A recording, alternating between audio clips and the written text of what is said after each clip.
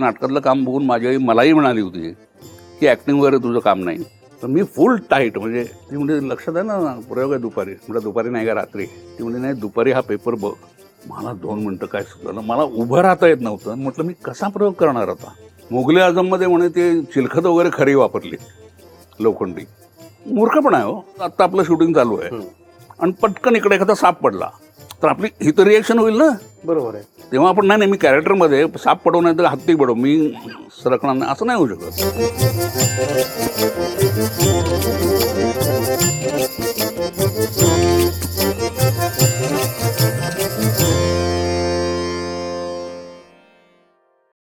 नमस्कार रसिक प्रेक्षक हो. जाई काजळ निर्मित आणि स्मृतिगंध प्रस्तुत आभाळाची माणसं या आपल्या विशेष कार्यक्रमात मी कौस्तुभ दिवाण पुन्हा एकदा तुमचं खूप खूप मनापासून स्वागत करतो. मंडळी, आपण प्रत्येक क्षेत्रात काम करत असताना आपले जे कोणी सिनियर्स असतात त्यांच्याबद्दल आपल्या मनात आदरयुक्त भीती ही नेहमी असतेच. पण आज आपल्यासमोर असं एक व्यक्तिमत्व आहे ज्याच्याबद्दल आमच्या सगळ्यांच्या मनात फक्त आदरयुक्त भीती नसते, आदरयुक्त दरारा असतो. याचं कारण त्याचा स्वभाव आणि त्यांचा परफॉर्मन्स हे दोन्ही इतकं अनप्रेडिक्टेबल असतं की समोरच्या माणसाला कायम सावध आणि जपून राहावं लागतं. तर असे एक अत्यंत अनुभवी आणि अत्यंत ब्रिलियंट परफॉर्मर आपल्यासोबत आहेत अनंत जोग. देखणे राहिलं. देखणे त्यात ते हे सांगायची गरज नाही खरं तर. हो नो. अनंत काका, तुम्ही आमच्या आभाळाची माणसं या कार्यक्रमात आज आवर्जून आलाय, त्याबद्दल तुमचं खूप खूप मनापासून आभार आणि सगळ्या टीमतर्फे मनापासून स्वागत. Thank you very much. एक तुम्हाला बघितल्यानंतर ना लोकांचा गैरसमज होतो की तुम्ही अत्यंत रूढ, श्रूढ आणि कोणालाही उडवून लावणारे असे व्यक्तिमत्व आहात. तर हा समज खरा आहे का गैरसमज? समज काय मला माहित नाही, पण हा समज असेल तर चुकीचा आहे. कारण मी असा नाही आहे. माझ्याशी पुढचा नीट बोलला तर मी नीट बोलीन, पुढचा जर नीट बोलला नाही मग तू कोणीही असो मी त्याची पत्रास ठेवणार नाही. बरोबर आहे. अशी काही काही जणांची तुम्ही पत्रास ठेवलेली नव्हती असे काही काही किस्से आहेत. आपण सुरुवात त्याच्यापासूनच करूयात का? कसंही. पहाटे पहाटे कोणतरी एकदा अचानक भेटायला आलेलं होतं तुम्हाला. हां, तो माझ्या ओळखीचा होता, म्हणजे मित्र वगैरे नव्हता. बरं. तो पहाटे 5:45 वाजता माझ्या घरी आला. हां. माझ्या वडिलांनी दार उघडलं. वडील मला म्हटले तुला कोणतरी भेटायला आलं आहे. म्हटलं एवढ्या सकाळी कोण असेल. बघतोय तो त्याचं नाव प्रशांत, आडनाव आठवत नाही मला आत्ता. तर तुम्हाला काय नाही इकडे जॉगिंगला आलो होतो म्हणून म्हटलं तुला भेटावं. म्हटलं अच्छा, अरे बरं झालं आलास तू. चहा कॉफी काय घेणार का? बरं, माझ्या वाईफ वॉज शॉक्ड की मी असा कसा काय रिॲक्ट करतो, म्हणजे मी हार्शली कसा रिॲक्ट होत नाही. काय नाही, तो चहा वगैरे प्यायला आणि गेला. मग त्याच दिवशी रात्री 3:30 वाजता मी दारू पिऊन टाईट त्याच्या घरी गेलो. त्याच्या वडिलांनी दारू उघडलं. ते म्हणले येस. म्हटलं प्रशांत उघड आहे. झोपला आहे. म्हटलं उठवा त्याला. काय काम होतं? म्हटलं त्याच्याशी काम होतं, तुम्ही नाही ना प्रशांत. तो आला. काय रे? अरे म्हटलं काय नाही, घरी कोण नाही आहे, मी दारू प्यायलो आहे, मला झोप येत नाही. म्हटलं चला जरा टाईमपास म्हणून तुझ्याकडे येऊ. आलो. त्याचे वडील म्हणतात तुम्ही सेलिब्रिटी तुम्ही. म्हटलं तुमचा मुलगा माझ्याकडे 5:45 वाजता जर येऊ शकतो, मी 3:30 वाजता आलो तर काय चुकलं. पुढे सेलिब्रिटी म्हणून काम करत असताना काही काही लोकांनी तुमचंही पॅकअप केलेलं होतं, असे काही किस्से घडल्याचं आठवतंय मला. मी आउटडोर शूटिंग करत होतो कुठल्या तरी गावात. तिकडे 2 माणसं आम्हाला भेटायला आली. ते म्हणजे काय राव आम्ही तुम्हाला हात केला, तुम्ही आम्हाला हात पण करत नाही. नाही म्हटलं आम्ही एक्स्ट्रीमली सॉरी, असं करण्याचं काही कारणच नाही, पण मी खरंच पाहिलं नाही तुम्हाला. तर त्यातला एक जो होता तो दुसऱ्याला म्हणाला अरे ते हे नवं, ते देखणं होतं दिसायला. अच्छा, म्हणून सुरुवातीला देखणं त्यासाठी होतं का? बरं, ठीक आहे. बरं, इतकी वर्ष तुम्ही आता इंडस्ट्रीमध्ये काम करत आहे. कित्येक लोकांचं असं असतं की काही काही रीतिरिवाज पाळतात, काही जण एकाच रंगाचे कपडे काय घालतात. मी संयमही कसा बसा पाळतोय. म्हणजे सांगण्याचा मुद्दा हा की कित्येक लोक लक फॅक्टरवर खूप विश्वास ठेवतात. तर तुमचा लक फॅक्टरवर किती विश्वास? नाही, बऱ्यापैकी आहे. ओके. कारण तुमच्या नशिबात नसेल किंवा असेल तर ते झाल्याशिवाय म्हणजे अशक्य आहे. बरं. कारण मी तुम्हाला सांगतो, मी युनुस सजावल यांच्याबरोबर एक फिल्म केली होती. ती त्यांची डेब्यू म्हणून पहिली फिल्म होती ॲज अ डायरेक्टर. तर मी ती केली. एकच सीन होता माझा. तो सीन केल्यानंतर त्यांनी मला विचारलं आप क्या करते हो. मला ॲक्टिंग करतो और क्या करतो. म्हणून ठीक आहे आपका नंबर देखे रखना. ओके. त्यानंतर 6 महिन्यांनी 4-5 महिन्यांनी असेल कदाचित, मी दुपारी झोपलो होतो. तर यांचा फोन आला मला, युनुसजींचा. युनुस बोल रहा हूं. म्हटलं कौन युनुस, आपने नहीं पहचाना. मतलब मैं 4 यूनुस को जानता हूँ, इसमें से आप कौन से यूनुस है. तर ते म्हटलं की अशी अशी फिल्म केली होती आपण. म्हटलं हां आठवतं. तर तुम्ही उद्या या, मी तुमची रोहित शेट्टींची ओळख करून देतो. बरं. म्हटलं कोण रोहित शेट्टी? म्हणजे तुम्हाला रोहित शेट्टी माहीत नाही? म्हटलं नाही. म्हणजे डायरेक्टर असतील तर मी त्यांच्यावर कधी काम केलेलं नाही. तर म्हणा नाही is a very big name. म्हटलं ओके. मी त्यांना भेटायला गेलो. आता हा नशिबाचा भाग आहे. म्हणजे ते विचार करू शकले असते की बुवा मी काय हिंदूचं नाव कशाला सुचवू, मी मुसलमान आहे तर मी मुसलमानाचं नाव सुचवीन, किंवा मी विचारलं तू कोण युनूस, याच्यानं एखादा माणूस चिडला असता. पण तसं न, पण हे माझ्या नशिबात लिहिलेलं होतं. It was to happen. त्यासाठी मी काहीच केलं नव्हतं. फक्त तो सीन केला होता आधीच्या एका फिल्ममध्ये जो त्यांना आवडला होता. तर हे नशिबाशिवाय शक्य नाही असं मला वाटतं. बरं. पण या नशिबावरूनच एका ज्योतिषाने तुम्हाला काहीतरी सांगितलेलं होतं. हां, तो ज्योतिषी मला म्हटला होता की 1990 साली तुम्ही AC गाडीतनं फिराल. बरं. म्हटलं अच्छा. म्हटलं मला AC नको असेल तर? तुम्हाला काही हरकत नाही, त्या गाडीत बसायचं आणि ते ACचं जे बटन आहे ते ऑन करायचं नाही. गाडी ACच असेल. म्हणजे तुम्ही म्हणताय तसं जे तुमच्या नशिबात आहे ते होणारच ते आहे. घडणारच आहे. येस, मग गाडी AC असो नसो. त्याला प्रतिक्रिया कशी द्यायची हे तुमच्यावरती. करेक्ट. म्हणजे जसं रोहित शेट्टी ची ओळख झाल्यानंतर त्याच्यासोबत काम करायचं का नाही हा तुमचा निर्णय. हो. पण ओळख होणं हे तुमच्या नशिबात होतं. येस. मग एका अत्यंत गाजलेल्या आणि अत्यंत जाणकार नटीच्या पोटी जन्माला येणं हा सुद्धा नशिबाचाच भाग म्हणावा लागेल खरं तर. हो, तिच्याही. अगदी बरोबर आहे. म्हणजे अभिनयाचं बाळकडू तर पोटात असल्यापासूनच हो. मिळालेलं होतं. मग लहानपणापासून आपण नटच व्हायचं हे ठरवून चाललं होतं? हो, कारण मला आठवतं मी 2री-3रीत असताना मी एकटा वर खेळायला मारू कोणी नसायचं. म्हणजे आजूबाजूला मी बंगल्यात राहायचो एका. तर मला कधी शेतकरी व्हावंसं वाटायचं, कधी चोर व्हावंसं वाटायचं, कधी डाकू व्हावंसं वाटायचं, कधी पोलीस व्हावंसं वाटायचं. तेव्हा ते माझ्या लक्षात नाही आलं, पण ते माझ्या आईच्या लक्षात आलं की अरे ह्याला वेगळ्या वेगळ्या प्रकारच्या भूमिका करायला आवडणार आहेत कदाचित, म्हणून ते असावं, असं असावं म्हणून ते असेल. बाकी तसं बाळकडू म्हणजे हे एवढंच. ओके. पण आता सध्या आपण इंडस्ट्रीमध्ये बघतो की नेपोटिझम नावाचा एक प्रकार आता सध्या गाजतोय. तो प्रत्येक क्षेत्रात असतो म्हणा. म्हणजे डॉक्टरचा मुलगा डॉक्टर झाला काय, पॉलिटिशियनचा मुलगा पॉलिटिशियन झाला काय, म्हणजे त्याला कोणी काही हे म्हणत नाही. पण तसं बघायला गेलं तर आता माझा सख्खा मोठा भाऊ, he is no more, he was a surgeon, he was a heart specialist, काय कुठला तरी सर्जन होता तो. पण त्याचा ॲक्टिंगशी काही संबंध नव्हता. म्हणजे त्याचं कॉलेजमधल्या नाटकातलं काम बघून त्याच्या आई, म्हणजे आमची आई त्याला म्हणाली होती की तुझं हे काम नाही, तू आपलं लोकांना तपास, शक्यतो त्यांना त्रास होणार नाही याची काळजी घे. बरं.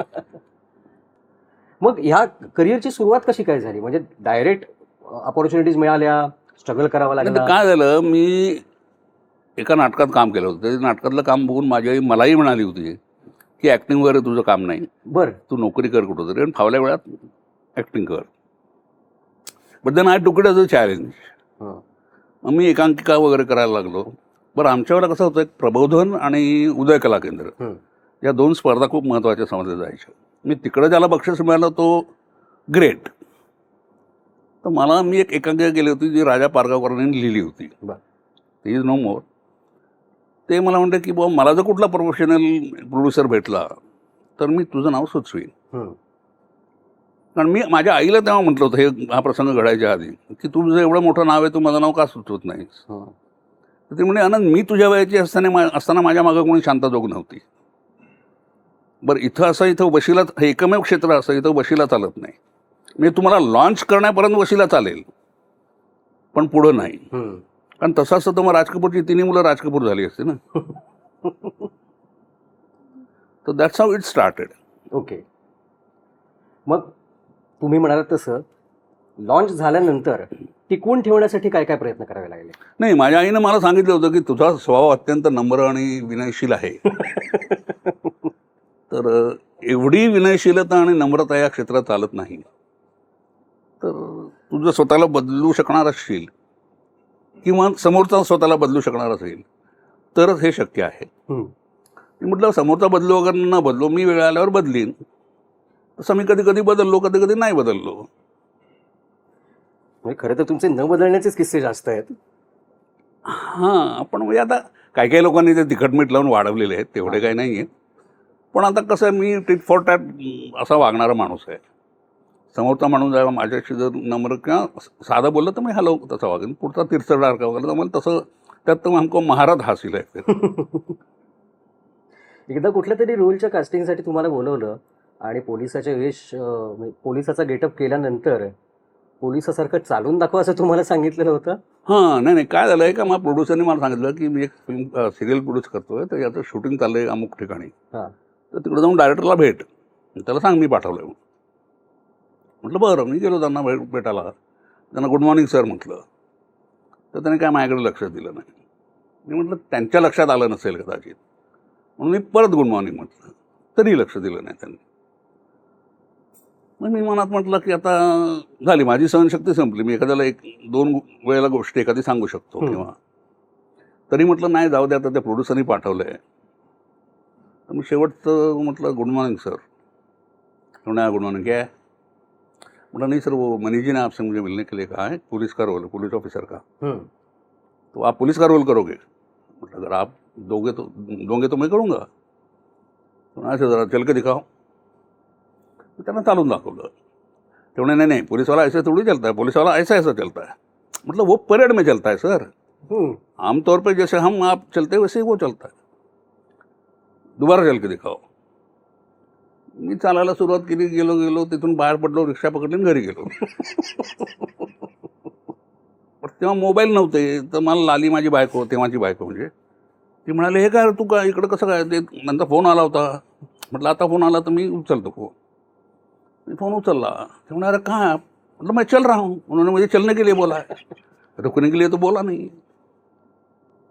असं म्हणून तुम्ही तिकडून थेट निघून आला. म्हणजे तुमचा हा स्पष्ट वक्तेपणा किंवा तुमचा हा स्ट्रेट फॉरवर्ड स्वभाव हा नाही म्हणजे आता पोलीसवाला काय कसा वेगळा चालेल का, किंवा आर्मीतला ऑफिसर. आर्मी म्हणजे मला एक कोड आहे, संगम पिक्चरमध्ये राज कपूरला कसं काय कास्ट केलं असेल, कारण तो चालताना हात त्याचे हलायचे नाहीत. मग एअरफोर्समध्ये असताना परेडच्या वेळेला तो काय करायचा. हे जे भूमिकेतले बारकावे आहेत छोटे छोटे, हे प्रत्येक भूमिकेमध्ये यावेत यासाठी तुम्ही काही वेगळा अभ्यास करता का? ऑब्झर्वेशन असतं. I am very good observer. हे अशी काही आणखी उदाहरणं सांगू शकता? जसं तुम्ही आता हे संगम सिनेमातलं सांगितलं. असं मी ऐकलं, खरं कुठं कोण असतं, with due and great respect to mister Dilip Kumar. ही म्हणजे मी त्यांचा हार्डकोर फॅन आहे. फॅन्टॅस्टिक ॲक्टर ही बॉस. फक्त मी असं ऐकलं की कोहिनूर सिनेमामध्ये ती सतार वाजवताना त्यांनी ती खरी शिकले होते ते. तर माझं असं मत आहे, ते शिकण्याची काही गरज नाही. प्रेक्षकांना वाटलं पाहिजे तुम्ही खरी वाजवताय. आणि तुम्ही खरी वाजव म्हणजे मुघले आझममध्ये म्हणे ते चिलखत वगैरे खरी वापरलीत, लोखंडी.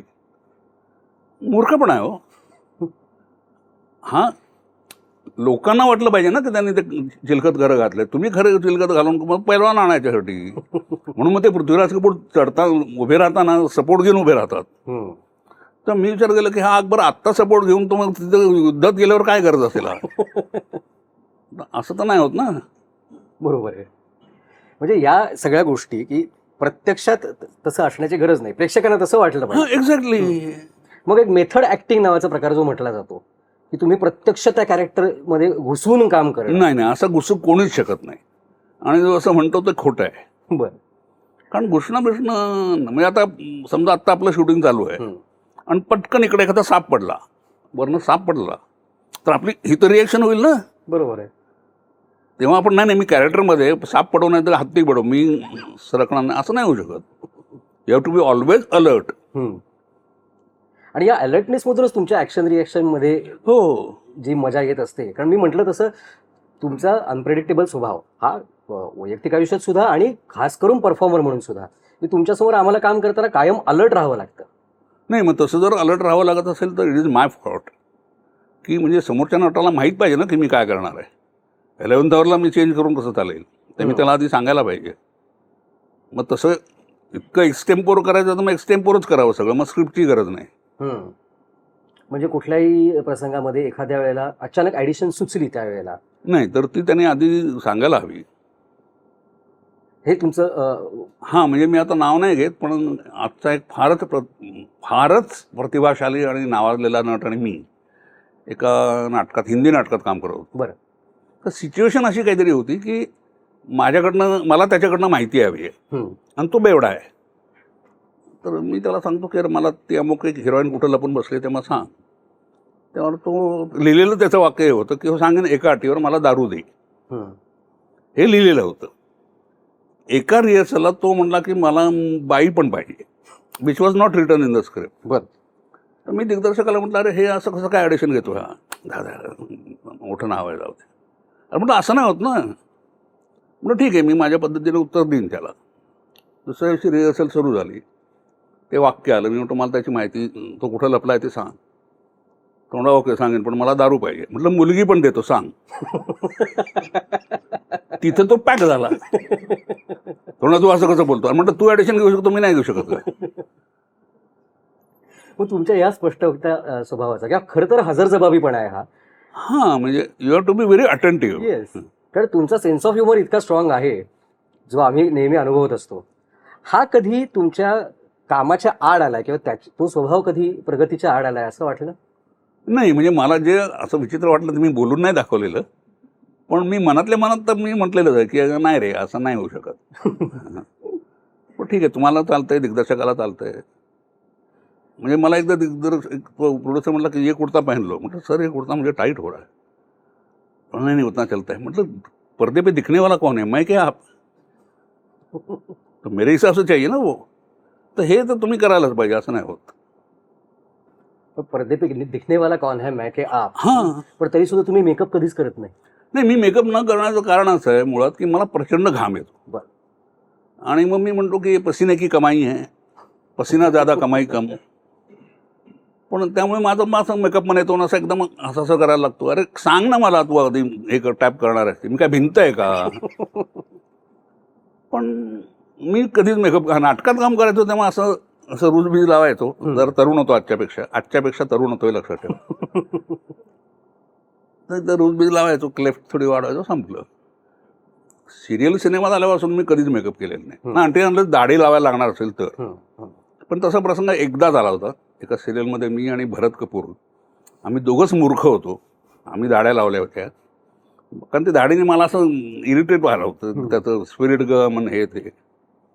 पण अदरवाईज बरं बाकी कोणी दाढ्या लावल्या नव्हत्या. आम्ही दोघंच वेळे, म्हणजे आम्हाला दाढ्या फुटल्या त्या कधी निघाल्याच नाहीत की काय, अशा दाढ्या होत्या त्या. हे परफॉर्मन्सच्या बाबतीत, कॅरेक्टरचा अभ्यास करण्याच्या बाबतीत तुम्ही म्हणाल की ऑब्झर्वेशन इज द की. सगळ्यात पहिलं ऑब्झर्वेशन. हो. पण एक सिनियर म्हणून तुम्हाला एक सल्ला विचारतो की बाकीची क्षेत्र जी कुठली असतात, आता खेळाडू असतो तर त्याचा रोजचा व्यायाम असतो, त्याची खेळाची प्रॅक्टिस असते. डॉक्टर असतात ते स्वतःला अपग्रेड करत असतात. वकील असतात ते नवीन नवीन अभ्यास करून स्वतःला अपग्रेड करत असतात. रादर ती मंडळी तर स्वतःच्या करिअरलाच प्रॅक्टिस म्हणत असतात. इतक्या वर्षांची आमची प्रॅक्टिस आहे. मग असा तुम्ही नट म्हणून काही अभ्यास जो रोजच्या रोज केला पाहिजे? रोजच्या रोज जरी नाही तरी मी करतो. म्हणजे फेसबुकला मी मला आवडणाऱ्या काही कविता ज्या आहेत, ज्या खूप वेगळ्या आहेत. म्हणजे आता मी नॉर्मली खलनायकाच्या भूमिका करतो, पण त्या खलनायकाचा आणि त्या कवितांचा परस्पर काही संबंध नाही. पण त्यातली म्हणजे एक मला आवडलेली कविता मी तुम्हाला सांगतो, म्हणून दाखवतो होता. 2 ओळींची, डोंट वरी, 2 ओळीतच आटपणार. शिरवाडकरांची कविता आहे. मस्तक ठेवून गेलीस जेव्हा अगतिक माझ्या पायांवरती, या पायांना अदम्य इच्छा ओठ व्हायची झाली होती. वा वा वा. हा हा, मस्त आहे का नाही. तर हा माझा एक्सरसाइज आहे नट म्हणून. ओके. अशा अनेक कविता आहेत, सगळ्या आठवत नाहीत मला. तुम्ही सुदैवी आहात. नाही, असं सुदैव नकोय आम्हाला. अच्छा, या बाबतीत दुर्दैव व्हायला अगदी आवडेल आम्हाला. त्यामुळे आणखीन काही आठवत असेल तो खडकाएंगे तो भी चलेगा, मजा आहे. तळहातावर तुझ्या एकदा लाल रंग मी असा पाहिला, गुलाबास जो कधी समजला नव्हता. तुझ्या कपोलावरी केधवा लाल रंग मी असा पाहिला, जो आकाशाला कधी समजला नव्हता. वक्षावरती तुझ्या एकदा लाल रंग मी असा पाहिला, जो कशाला तरी सुचला नव्हता. आणि निरोपनयनी तुझ्या अखेरी लाल रंग हा मी असा पाहिला, जो सरणासही कधीच रुचला नसता. हा हा हा, ही शिरवाडकरांचीच कविता आहे. वा. त्यामधला एक शब्द मी विसरलो, पण तेवढं चालतंय. ठीक आहे, हरकत नाही. तेवढं चालवून घ्यायचं म्हणजे. अगदीच. प्रायमा फेसी आपण ज्याला म्हणतो की पहिल्या लुकमध्ये तुमचा एक असा खूप उग्र करारी चेहरा वाटतो, त्याच्या मागे हे एवढं छान रोमॅन्स आहे ह्याची कल्पना नाही हो. हां, म्हणजे तशी कधी संधी आली नाही मला, तसे रोल ऑफर झाले नाहीत. आणि ते न होणं स्वाभाविक आहे. एक तर माझे डोळे, माझा आवाज आणि माझा चेहऱ्याचा जो कट आहे तो, म्हणजे मला यशवंत खूप पूर्वी एकदा म्हणाला होता की अंत्यात नुसतं असं पाहिलंस तरी विलन वाटतोस. तर म्हणजे पूर्वी लहान असताना क्षिती मला म्हणायची, बाबा तू बोया नको ना, सरळ नीट बघ ना माझ्याकडे. अरे म्हटलं मी नीटच बघतो यार. तू रागवलायस का? म्हटलं नाही, काही रागवणार का, काही केलेस का तू? नाही, पण आता माझा चेहराच तसा आहे, त्याला मी काय करू शकत नाही. पण मग या टाईपकास्टमधून ब्रेक करून वेगळ्या प्रकारचे रोल्स मिळवायचे प्रयत्न स्वतःहून केले कधी? नाही, प्रयत्न नाही मी केले. पण मला मॅक देशपांडे, मी आपला मकरंद देशपांडे लांबकेसवाला, त्यांनी मला त्याच्या एका सिनेमात गृहलक्ष्मी नाव झी टीव्हीची फिल्म होती ती, त्यात वेगळा आणि पॉझिटिव्ह रोल दिला होता. ती फिल्म अजून रिलीज नाही झाली. ते पाहून मग हेमंत डोमे, जो माझा जावई आहे, त्यांनी त्याच्या एका फिल्ममध्ये मला असाच पॉझिटिव्ह रोल दिला. पण हे 2 रोल सोडले तर माझ्याकडे असं कोणी अप्रोच मला झालेलंच नाही. कदाचित ते घाबरत असावेत की हा नीट करू शकेल की नाही, आणि करू शकणार नसेल आणि आपण जर त्याला काय बोललो तर पुढं काय होईल,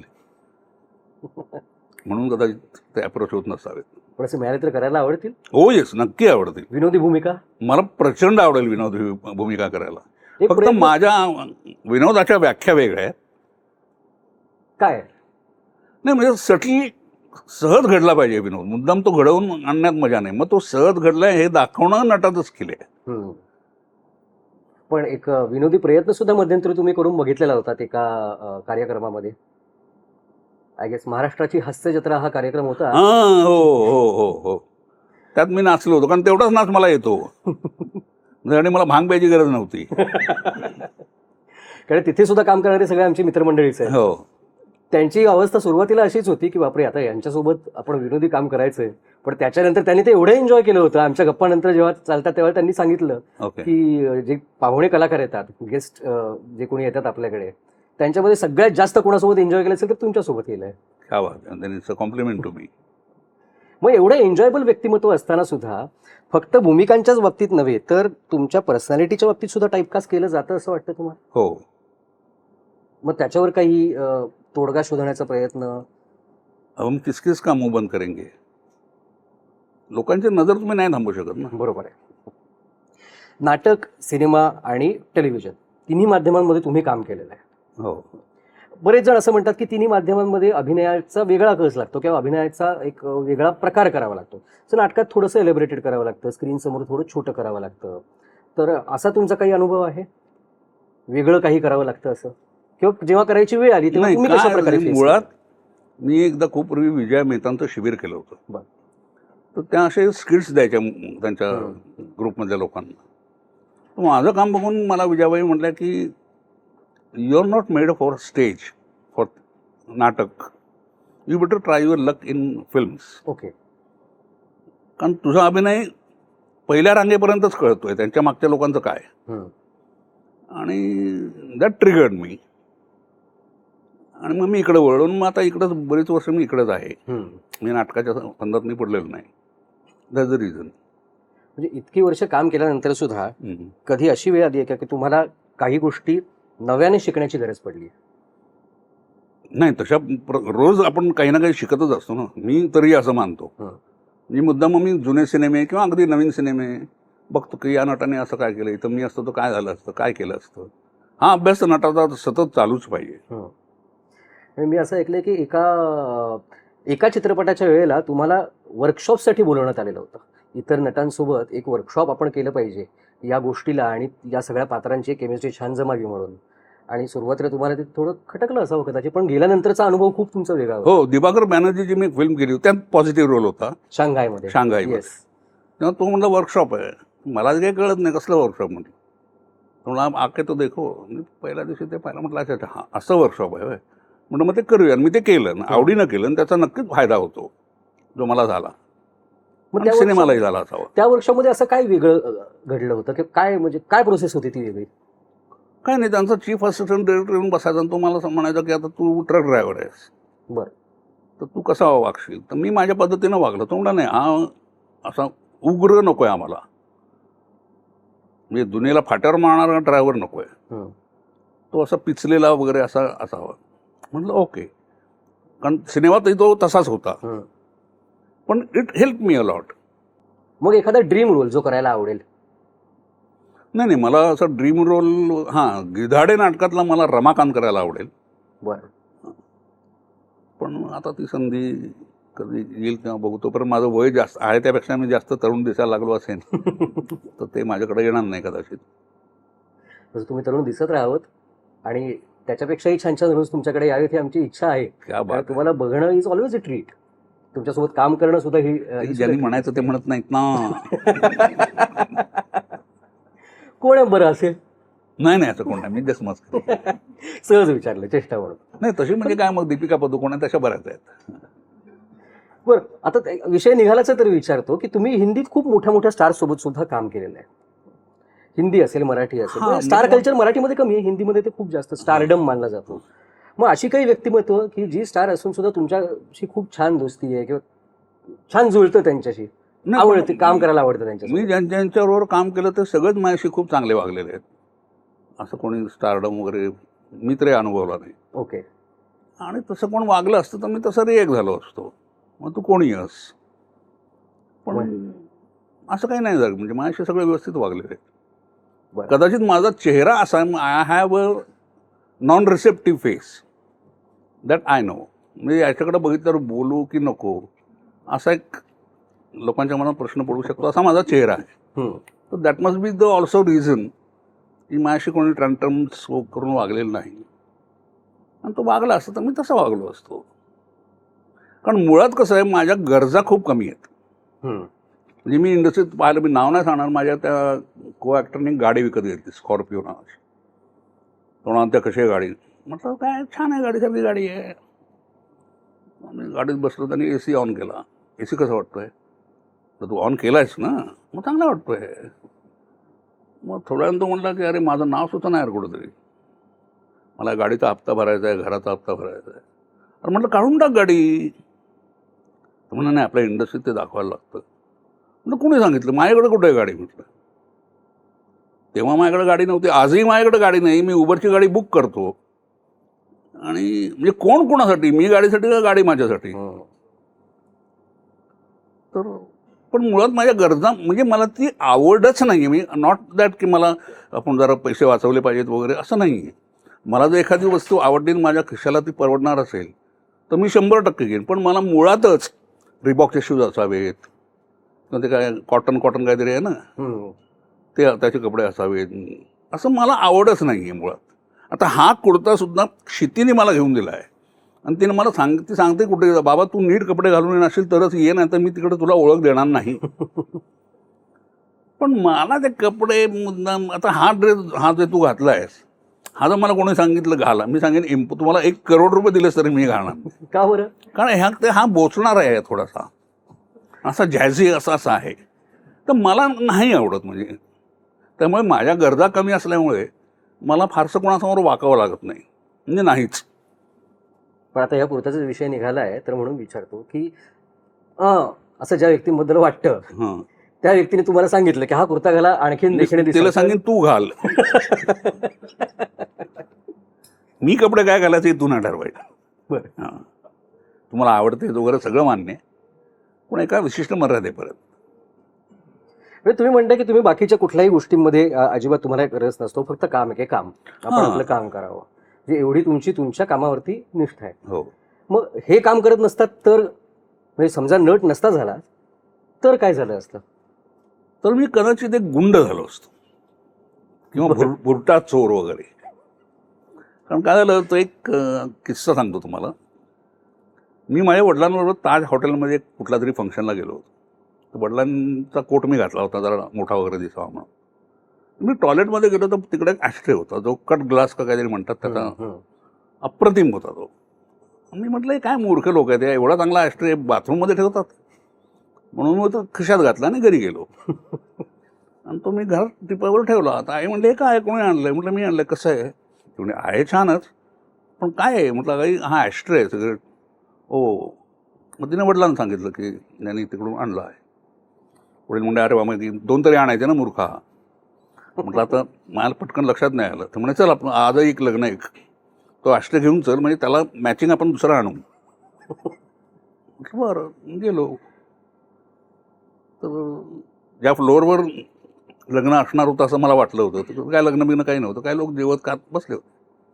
माझे वडील त्या मॅनेजरकडे गेले आणि त्यांना म्हणाले की माझ्या मुलांनी काल हा ॲस्ट्रे तुमच्या बाथरूममधून चोरलेला आहे, तर याच्याकडे जी काही शिक्षा आहे ती तुम्हाला योग्य वाटेल ती ह्याला द्या.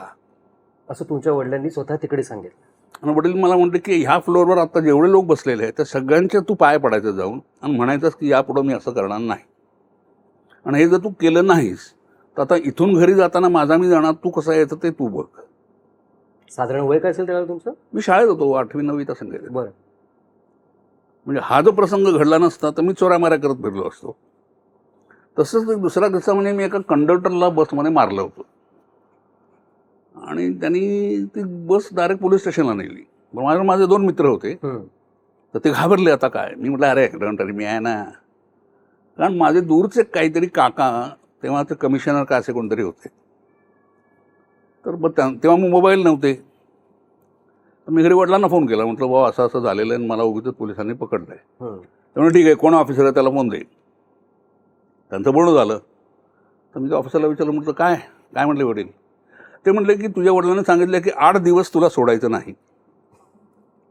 याची हीच लायकी, याला इथंच ठेवा. तुम्ही जर त्याला सोडलं तर हे मला कळलं तर माझे एक भाऊ आहे जे तुमच्या पोलीस डिपार्टमेंटमध्ये खूप वरच्या पदाला आहेत, त्यांच्याकडे मी तुमच्या विरुद्ध तक्रार करीन.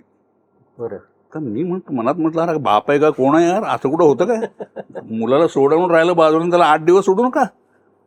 मग माझा एक मित्र होता, त्याचे वडील वकील होते, त्याच्या घरी मी फोन केला. म्हटलं त्यांना भाई म्हणायचं, म्हटलं भाई असं असं झालं आणि त्यातून माझे वडील असं बोललेत, तर तुम्ही काहीतरी करा. ते म्हटले बरं. तेवढं मला लागली होती तहान, तर मी त्या हवालदाराला विचारलं, म्हटलं तर पाणी कुठं मिळेल. म्हणलं मशीन आहे तिकडे. तर मला ऐकवलं मशीन आहे तिकडे, म्हणजे कूलरला ते मशीन म्हणत असतील. तर म्हटलं इथं तर काही कूलर दिसत नाही. म्हणजे भाडव्या तुझ्या बापाचं घर आहे काय कूलर ठेवायला. मेशीन बसीन बेसिन आहे ते. अच्छा अच्छा, म्हटलं बेसिन आहे होय, मी त्याला मशीन समजलो. पण तोपर्यंत माझ्या मित्राचे वडील आले आणि त्यांनी आम्हाला सोडवलं. पण हा सुद्धा जो प्रसंग घडला नसता तर मी नडबीड नसतो, मी सराईत गुंड झालो असतो. बरं. किंवा एव्हा माझा खूनही झाला असता किंवा माझ्या हातनं काही गुण झाले असते, ही शक्यता जास्त आहे. म्हणजे या कडक शिस्तीमुळे तुम्ही हो. व्यवस्थित चांगल्या मार्गावरती आला. मग हीच कडक शिस्त तुम्ही वडील म्हणून पाळली? हां, मी क्षितीला एवढंच सांगितलं की तू वक्तशीर राहा, वेळेच्या आधी 15 मिनिटं पोचल्याने काही बिघडत नाही आणि कामाशी शक्यतो प्रामाणिक राहण्याचा प्रयत्न कर. बाकी तुझ्या नशिबाचा भाग आहे.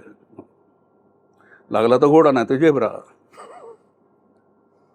आता क्षितीचाच विषय निघाला म्हणून विचारतो की आपल्या इंडस्ट्रीमध्ये सहसा बऱ्याच वेळेला असं होतं की वडिलांनी इतकं काम केलेलं असताना, या इंडस्ट्रीतले शक्य म्हणजे बघितलेले असताना, शक्यतो आपल्या लेकरांना, म्हणजे मुलगा असेल मुलगी असेल, कोणालाही फार जास्त प्रोत्साहन देत नाहीत ह्याच इंडस्ट्रीत जाण्यासाठी. मग जेव्हा क्षितीनं हे क्षेत्र निवडायचा निर्णय घेतला तेव्हा तुमची पहिली प्रतिक्रिया काय होती? नाही, मला खूप बरं वाटलं, खूप आनंद झाला. म्हटलं अरे वा.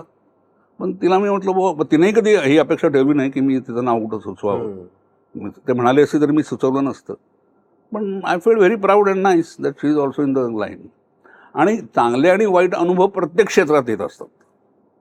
मुलींची छेडछाड हा काय फक्त आपल्या क्षेत्राने घेतलेलाच ठेका नाही आहे, ते सगळीकडेच होत असतं.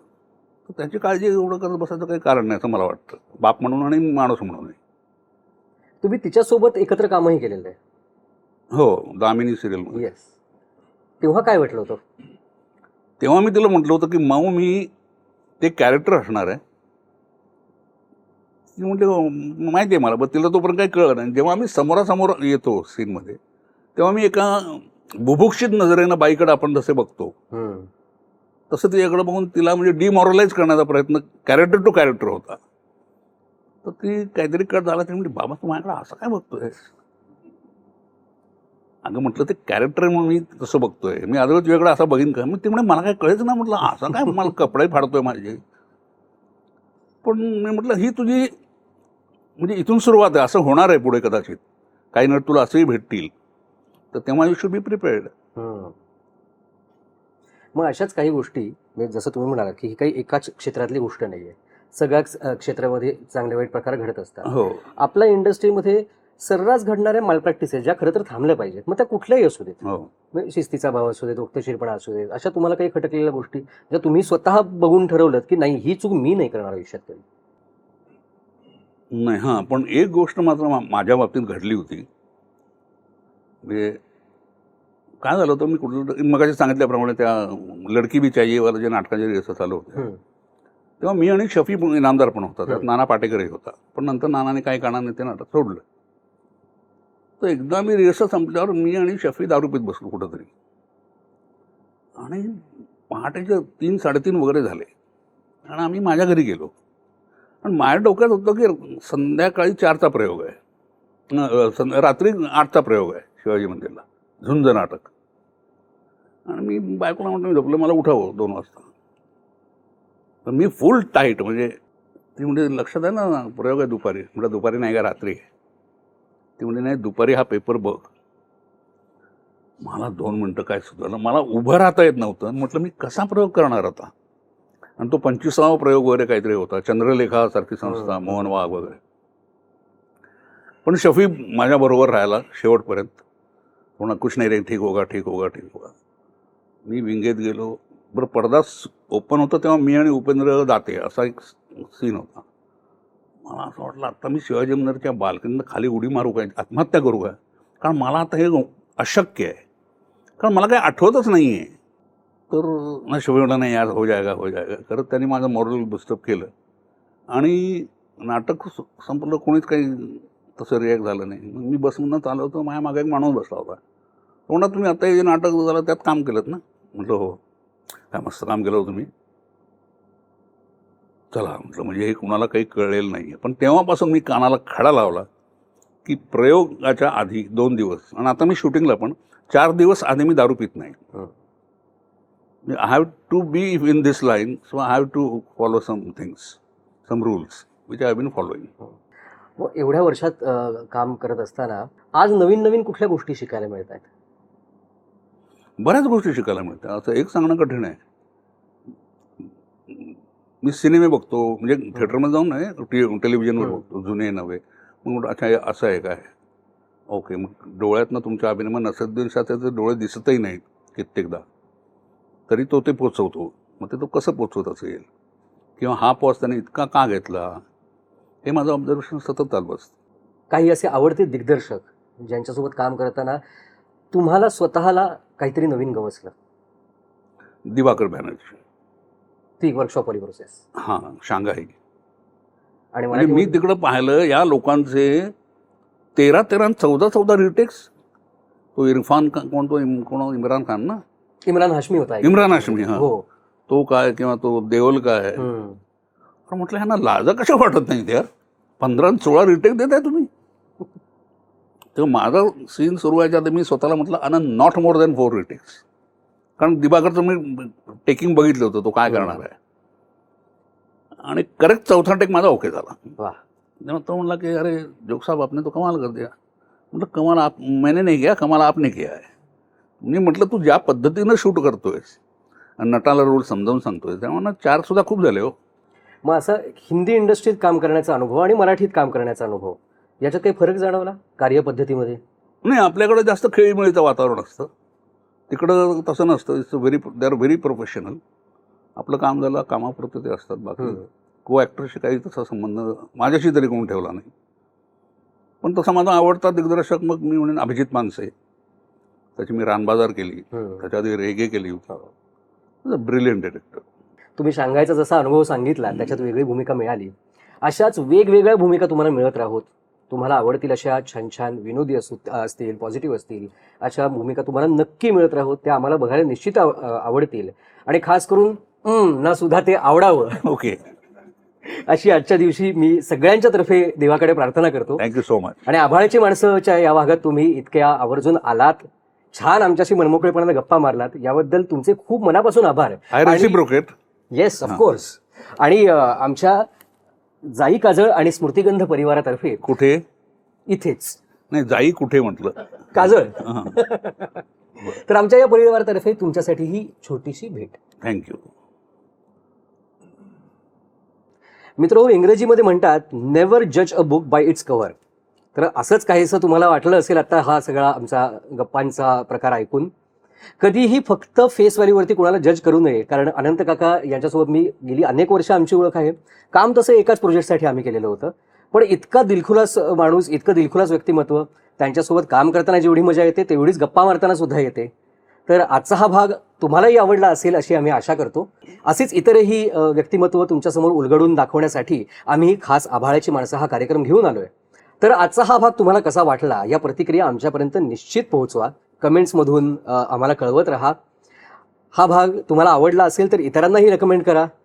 आणि स्मृतिगंधाचं यूट्यूब चॅनल आणि फेसबुक पेज याला लाईक, शेअर आणि सबस्क्राईब करायला विसरू नका. बघत रहा आभाळाची माणसं. धन्यवाद.